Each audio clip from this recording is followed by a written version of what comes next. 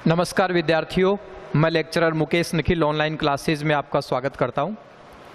आइए आज हम अध्ययन करते हैं निबंध रचना का।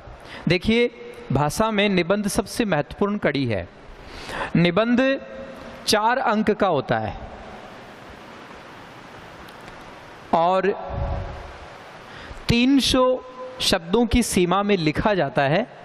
ये सीमा कमोबेश भी हो सकती है, बढ़ाई भी जा सकती है, कम भी की जा सकती है, लेकिन 4 अंक का ये निबंध लेखन एक महत्वपूर्ण कार्य है।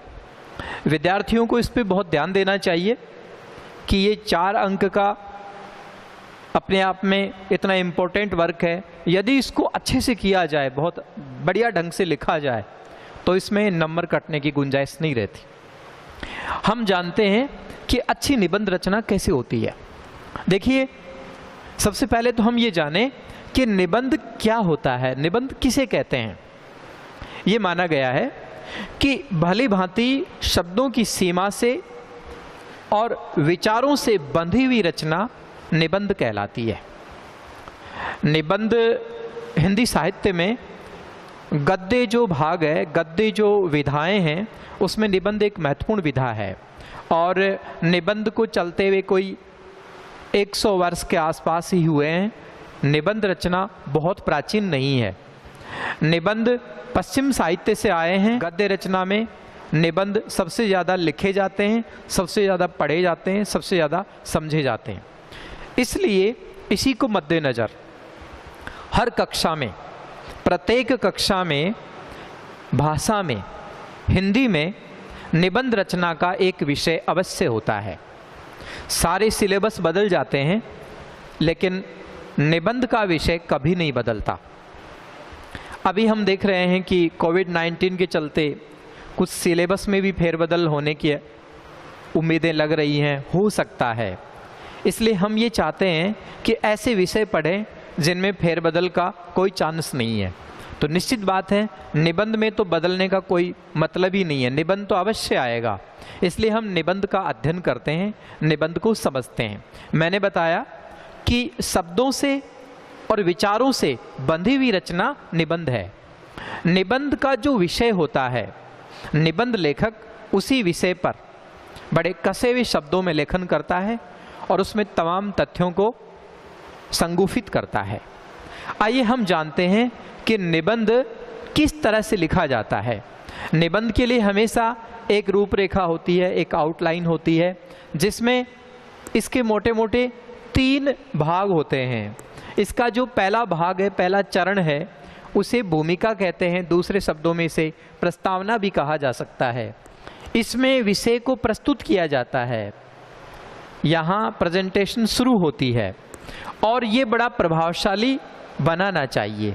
माना गया है कि निबंध की शुरुआत और निबंध का अंत, शुरुआत और अंत बहुत इफेक्टिव होनी चाहिए, बहुत इम्प्रेसिव होनी चाहिए।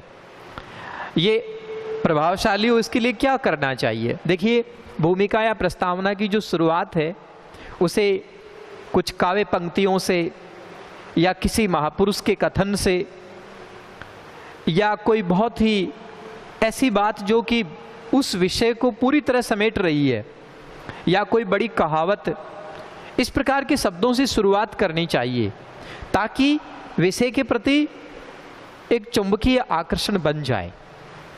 प्रस्तावना के बाद निबंध का मध्य भाग आता है।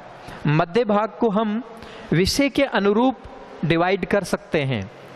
विषय के अनुरूप उसके अलग अलग पॉइंट्स बनाए जा सकते हैं। माना हमने कोई विषय लिया, तो मध्य भाग में हम उस विषय के हानि लाभ या उसकी संभावनाएं या उसका अतीत, वर्तमान, भविष्य, ऐसे बिंदु हम मध्य भाग में बना सकते हैं। इसके बाद में अंतिम जो इसका चरण आता है, उपसंहार, उपसंहार को हम दूसरे शब्दों में निष्कर्ष भी कहते हैं।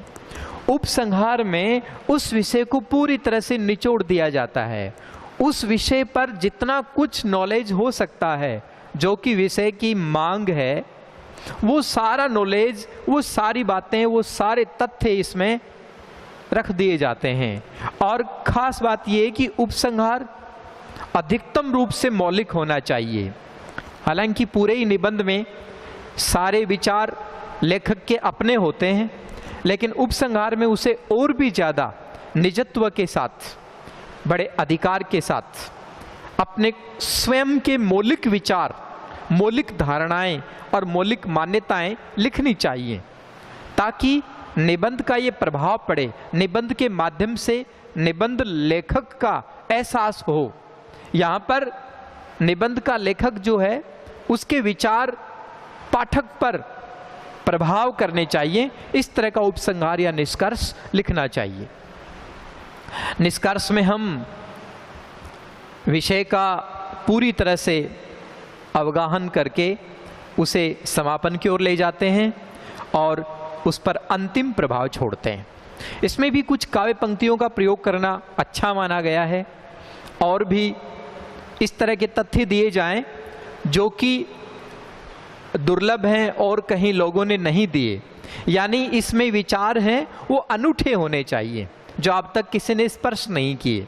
इस प्रकार यदि निबंध लिखा जाए तो वह बहुत श्रेष्ठ निबंध माना जाता है। निबंध लिखते समय एक तो शब्द सीमा का ध्यान रखें, विषय का ध्यान रखें और उसे संपूर्णतया लिखें, एकदम मौलिक विचारों के साथ, बाकायदा पॉइंट्स बनाते हुए। बीच में जहाँ कहीं आवश्यकता हुई तो हम बहुत सटीक और प्रासंगिक कोटेशन भी दे सकते हैं, लेकिन निबंध लेखन हो वो बेमिसाल हो, उसमें हमारे अपने विचार उभर कर सामने आए, जहाँ तथ्यों की आवश्यकता है वहाँ भी कोई कमी नहीं दिखे। परिपूर्ण रूप से जो पाठक निबंध पढ़े तो उसे लगे कि इस विषय में लिखने वाले ने कोई कमी नहीं छोड़ी। इस प्रकार का निबंध एक श्रेष्ठ निबंध माना जाता है और उसमें एग्जामिनर पूरे में से पूरे नंबर दे सकता है। नंबर कटने की गुंजाइश कम हो जाती है और यही हमारा प्रयास रहता है। निबंधों के बहुत विषय होते हैं, सामाजिक निबंध होते हैं, राजनीतिक निबंध होते हैं, पर्यावरण से संबंधित निबंध होते हैं, ज्ञान से संबंधित निबंध होते हैं, कला, संस्कृति, ज्ञान, विज्ञान और दार्शनिक निबंध भी होते हैं। निबंधों के बहुत विषय हैं और निबंध अध्ययन के दौरान हम ये बात समझ जाते हैं कि किस तरह के विषयों की किस कक्षा में होती है और कैसे निबंध लिखवाए जाते हैं। इस विषय में हम विभिन्न निबंधों का अध्ययन करेंगे। मेरा प्रयास रहेगा कि मैं आपको ऐसे निबंध दूं जो कि आपको दुर्लभ हैं, दूसरी किताबों में, गाइड में और पुस्तकों में जो आपको नहीं मिले, ऐसे विषय देने का मेरा प्रयास रहेगा। धन्यवाद।